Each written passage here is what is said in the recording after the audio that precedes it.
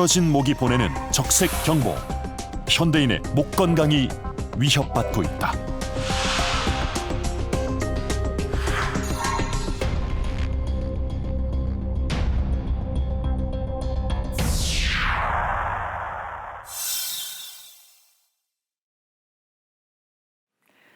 이 그림은 신윤복의 미인도입니다. 이 그림을 그린 당시인 조선시대에는 미인의 조건 중 하나가 이렇게 높게 틀어올린 가채인데요. 그 당시에는 가채의 숱이 풍성하고 높이가 높을수록 아름답다고 생각을 해서 무리하게 가채를 얻는 사람들이 많았다고 합니다. 머리를 지탱해주는 목은 7개의 뼈로 이루어져 있습니다. 이 목은 자유롭게 좌우 또 위아래로 움직일 수 있고 머리와 몸을 이어주는 척수를 보호하는 중요한 신체 부위입니다. 그런데 이 목이 외부로부터 강한 압력을 받거나 삐뚤어진 자세로 목의 모양이 변하게 되면 일상생활을 할 수 없을 정도로 큰 불편함을 겪는데요. 이진순 씨는 병원을 찾아 MRI와 CT, 근전도 검사 등을 통해 왼팔과 왼손이 저린 이유를 알아봤다.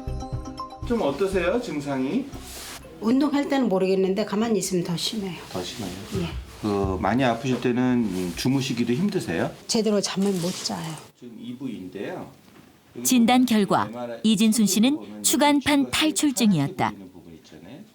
6번하고 7번 뼈 사이에 추간, 척추체와 척추체 사이에 구멍으로 요 신경이 나가겠는데 요 부위로 지금 추간판이 탈출돼서 요 신경이 눌린 거죠. 흔히 디스크라고 하는 추간판은 뼈와 뼈 사이에 있는 섬유 연골 구조물로 퇴행성 변화나 잘못된 자세로 인해 이 추간판 속에 있는 수액이 밖으로 빠져나오게 되는데 이때 척추신경을 눌러 감각과 운동의 신경을 마비시킨다. 목뼈 사이로 신경이 지나가는 공간이 좁아지게 되면 우리 몸은 운동과 감각 마비를 겪는다. 나중엔 물건을 잡을 수도 팔을 위로 올릴 수도 없게 됐다. 주부 제4, 5번하고 5, 6번 사이에 추간공이라고 작은 신경이 나오는 구멍이 있는데 그 구멍이 좁아지는 추간공 협착증에 의한 게 주 증상입니다. 우리 목뼈에는 척수와 신경근이 지나가는데 추간판이 튀어나오거나 뼈가 자라서 신경근을 누르면 시리거나 저리는 등 감각에 이상이 생긴다. 일종의 퇴행성 변화로 오는 것이고요. 퇴행성 변화의 시작은 추간판의 퇴행성 변화로 옵니다. 추간판의 퇴행성 변화가 오면 수분이 빠져나가면서 뻣뻣해지고 그러면서 디스크, 추간판 간격이 감소합니다. 그로 인해서 골격 형성이 되기 시작하고 그로 인해서 추간공의 협착, 좁아지는 현상이 나타나게 됩니다. 우리 목뼈에는 뼈의 움직임을 유지해주고 어긋나지 않도록 앞뒤로 가늘고 유연한 인대가 있다. 그리고 인대 뒤에는 운동신경에 관여하는 척수가 지나간다. 그런데 목뼈 뒤에 있는 후종인대가 뼈처럼 딱딱하게 굳어지고 자라면서 척수를 눌러 마비 증상을 일으킨다. 후종인대 골화증이다. 전체적으로 감각보다는 운동 쪽에 관여하는 그런 병변이기 때문에 통증 없이 바로 이제 서서히 진행하는 마비 증상이 나타날 수가 있습니다. 통증이 없기 때문에 환자분들이 대부분 초기 증상을 무시하는 경우도 있거든요. 사실은 통증보다는 마비가 더 무서운 겁니다. 그리고 나중에도 치료하기가 더 어렵고요. 회복도 더 어렵습니다. 경추 질환은 노화로 인한 퇴행성 질환이 대부분이지만 최근엔 잘못된 자세로 인해 경추 질환을 앓고 있는 환자들이 늘고 있다. 이것은 스마트폰과 상당히 연관이 있는데 스마트폰을 볼 때 자신도 모르게 고개를 숙여 목에 부담을 주기 때문이다.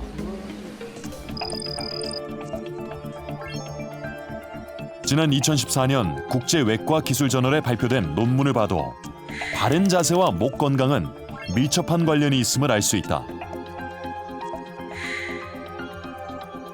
스마트폰을 사용할 때 고개를 숙이는 각도가 클수록 목에 가해지는 무게는 컸다.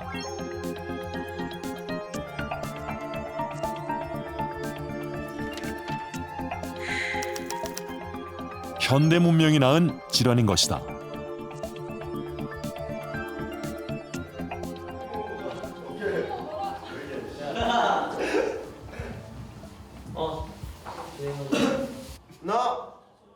제작진은 스마트폰 이용량이 많은 학생들을 찾아가 평소 스마트폰을 사용할 때 어떤 자세를 취하는지 물어봤다. 넷, 다섯, 여섯, 일곱, 여덟, 둘.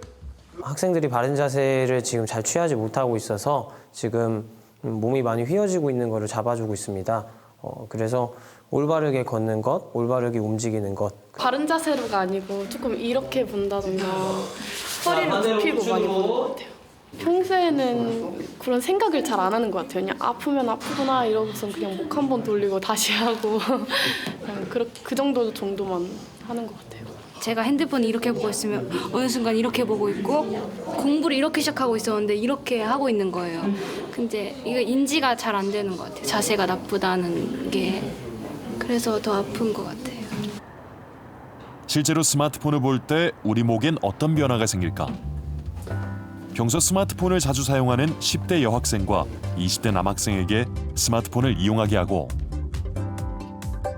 목 주변의 근육이 느끼는 경직도와 통증 민감도를 알아봤다. 5분 동안은 그냥 편안하게 스마트폰을 고개 숙이고 보시면 되고요. 그 다음 5분은 이제 1분 간격으로 저희가 신호를 드리면 고개를 왼쪽으로 한번, 오른쪽으로 한번 풀어주시면 돼요. 네, 그리고 그 다음 5분은 그냥 편안하게 또 스마트폰 보시면 되고 20분은 역시 스마트폰 편안하게 보시면 되고. 실험 방법은 먼저 고개를 숙인 채 5분간 스마트폰을 보기. 두 번째는 5분간 스마트폰을 보면서 중간중간 스트레칭 해주기. 마지막으론 20분간 스마트폰을 계속 보게 했다. 그런 뒤에 각각 실험 전과 후 압력 감지 센서가 내장되어 있는 기기로 목의 경직도를 비교 분석해봤다.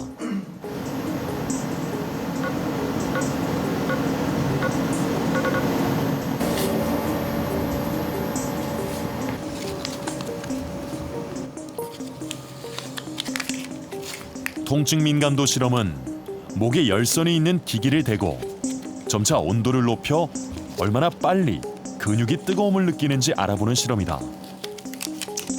목 주변 근육이 긴장되고 경직될수록 낮은 온도에서 뜨겁게 느끼고 민감하게 반응한다. 여기 옆에 있을 건데.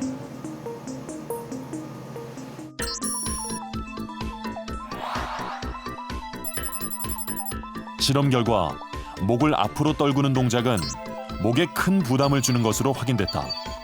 단 중간에 스트레칭을 해준 경우엔 오히려 근육 긴장도는 떨어졌다. 또한 목 주변 근육의 유연성도 차이가 났다.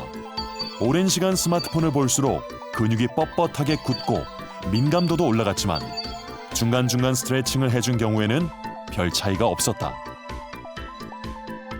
분명한 것은 5분만 고개를 떨궜더라도 근육의 긴장도는 증가하는 양상을 나타내고 있고 뿐만 아니라 동적 경직도에 있어서도 증가하는 양상이 나타났다는 겁니다.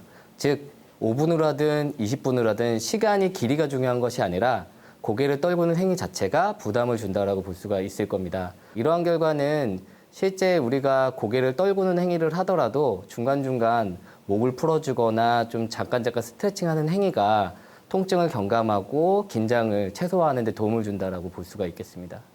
우리 현대인이 살다 보면 어쩔 수 없는 그런 물질 문명 때문에 생기는 그런 어떻게 보면 그래서 경추 질환도 더 증가하고 있고요. 실제적으로 바로 바른 자세에 앉아 있을 수 있고 바른 자세로 서 있을 수 있고 바른 자세를 걷는 것만 한다면 충분히 척추 질환은 많이 이렇게 예방 면에서는 도움이 된다고 할 수 있겠습니다.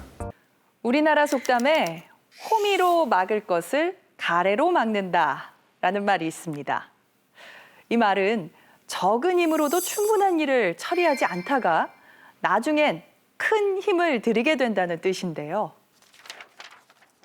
전문의들은 한번 망가지면 좀처럼 되돌리기 힘든 신체 부위인 만큼 목에 무리가 가지 않도록 바른 자세를 유지하고 운동을 통해 목 주변 근육과 유연성을 키워야 한다고 강조하는데요. 목 건강을 지키는 방법 지금부터 알아보겠습니다. 팔과 다리의 마비 증상을 일으키는 틀어진 목. 어떻게 하면 바로 세울 수 있을까?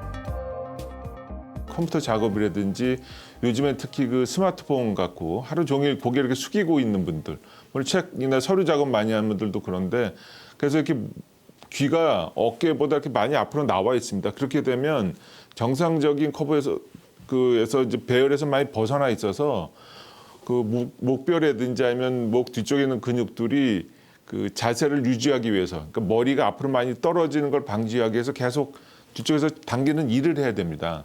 이게 이제 목 통증하고 많이 연관이 돼 있는 거죠. 귀하고 어깨가 일직선이 안 되고부터 이렇게 좀 나가 있는 분들이 있습니다. 그런 경우는 바른 자세를 유지하기 위해서 목을 이렇게 제끼시면 안 되고요. 손을 여기다가 턱에다 이렇게 손가락을 대보시고 여기서 턱을 손에서 띈다고 생각하고 목을 뒤로 이렇게 밀어보세요. 손은 가만히 있고 목만 뒤로 이렇게. 목 건강을 지키는 첫 번째 방법.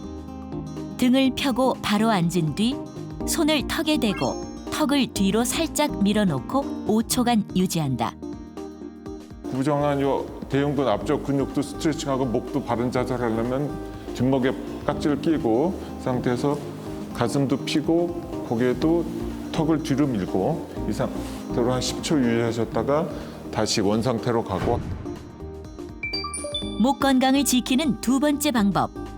양손을 깍지 낀 상태로 목덜미에 대고 머리를 뒤로 밀면서 10초간 유지한다. 매일 10번씩 이 동작들을 반복해주면 목 건강에 좋다.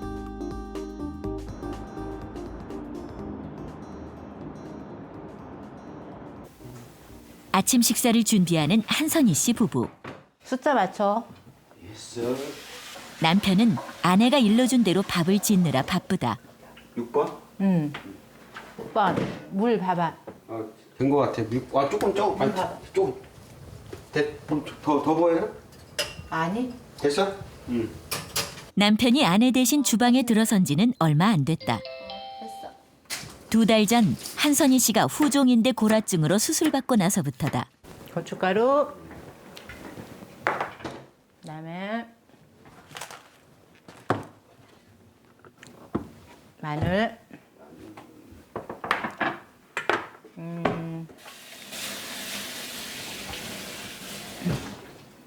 참기름. 남편은 아내를 위해 집안일을 자청하고 나섰다. 어때? 너무 싫어. 너무 쉬워? 응? 쉬워?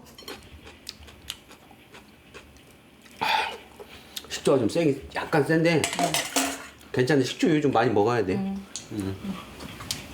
먹을만해. 딱 좋아. 잘 먹겠습니다. 감사히 잘 먹겠습니다. 자기야, 밥이 자기 좋아하는 밥이야. 그러게. 안 돼. 초밥용 밥. 일단 잘 먹어야 또 빨리 회복이 되니까 먹는 걸 좀 잘 먹고 소화 잘 시키고 하면 회복이 더 빨라질 것 같고. 남편의 정성 덕분인지 한선희 씨는 순조롭게 회복 중이다. 설거지나 세수 등 간단한 일은 이제 혼자 할 수 있다. 이제 서서히 설거지도 좀 하시고 좀 그렇게 많이 힘드시지는 않으세요? 아우, 예. 힘들지 않습니다. 고개 숙이고 이러는 것도 좀 편안하시고요. 네. 아직은 제가 완전히 회복된 건 아니기 때문에 완전히 정상인처럼 힘들지만 그렇게는 안 되지만 그래도 지금 이 정도의 고개 숙이면 괜찮습니다.